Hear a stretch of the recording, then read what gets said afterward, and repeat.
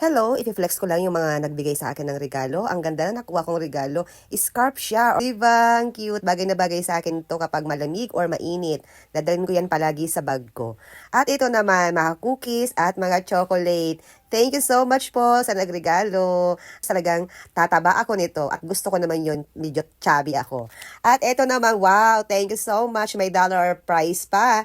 Ito ay Guess Shades. Galing din to sa US. Thank you so much po sa nagbigay. Ayan, may pangrampa na ako kapag rampa ako sa initan. O ayan, pinapakita ko pa yung dollar tag price. Thank you so much po sa nagbigay bagay na bagay sa akin kapag rarampa ako. O diba? Lalo akong gumanda. Chor. Thank you po sa pa-birthday. At sabi niya, ang mga regalo daw niya yan sa akin ay last Christmas pa at sa birthday ko. Pinagsama-sama na niya. At ito, ang pinaka, nagulat talaga ako na hindi ko ina-expect na ang ganda talaga nito at siguradong gagamitin ko dahil talagang kailangan ko to. Ayan po, Burberry. Ayan. Ang ganda po niyan talaga. Pamalit ko sa aking gagamitin. Kaya excited na kipakita sa inyo. Charan! Yan po ay payong. O, diba? Sana hindi ko siya mawala. Sobrang ganda niya. O, charan! Ayan, may bago akong payong. Talaga namang iingatan ko ito at baka mawala. Napakalayo pa ng pinanggalingan nito. O, diba? Bagay na bagay sa katulad kong mukhang prinsesa. Charot!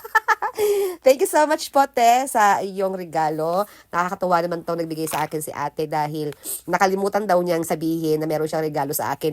Eto na pala, ito na yung pinaka gustong-gusto ko sa lahat. Lahat gusto ko naman, pero dito ako nagulat kasi hindi ko ine-expect na makakatanggap ako ng ganito. O, di ba? Excited na ako. Gusto niyo nang makita. Excited talaga ako nung nakita ko siya.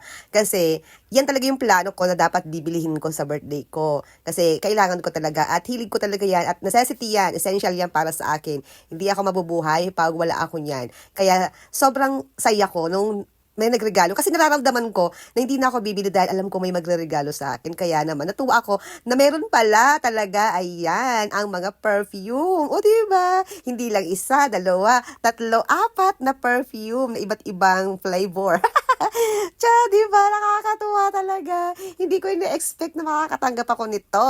Dapat bibili talaga ako at least one bottle lang. Pero di ba, ang nangyari, apat pa ang mayroon ako.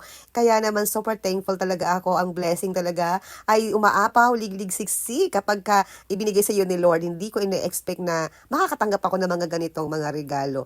Ayan, thank you so much po sa nagregalo. Ang bango talaga nito, grabe. Ito na yung mga gagamitin ko pang malakasan. Kaya pag naamoy nyo ako, yan ang mga pabango ko.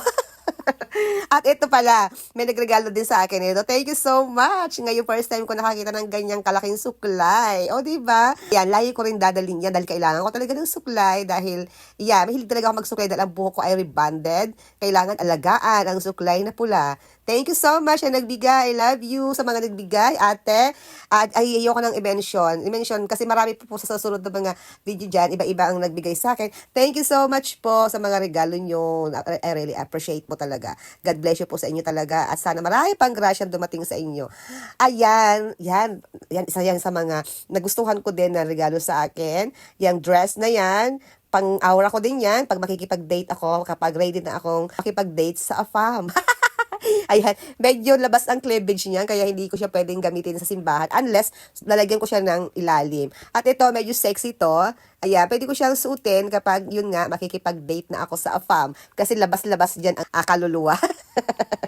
Thank you so much na nagbigay. Love you. At ito, syempre, ito yung pinakagusto ko sa lahat. Si Santo Niño de Cebu. Salamat po sa nagbigay. I love you. At ito pa, hindi ko pa siya talaga nabubuksan. At gusto kong buksan sabay-sabay na. Kaya ngayon, tingnan natin kung ano yung mga regalo sa akin. Natanggap ko to nung Sunday, February 1. At ginawa ko tong unboxing ko ay February 5. Kaya sobrang tagal na hindi ko pa siya binubuksan. Eto na, salamat din sa nagbigay. Thank you, sis. Super love it. Super bango talaga nitong body wash at yung body lotion. At ang cute-cute ng pouch. I love it. Sobrang nagustuhan ko talaga ito. Thank you, sis, sa regalo. Grabe, di ko talaga na-expect makakatanggap ako ng mga ganitong regalo niyo sa akin. I really appreciate talaga sa inyong pagmamahal. Char. regalo. Yes, maraming salamat sa mga regalo. Meron pa akong scrub.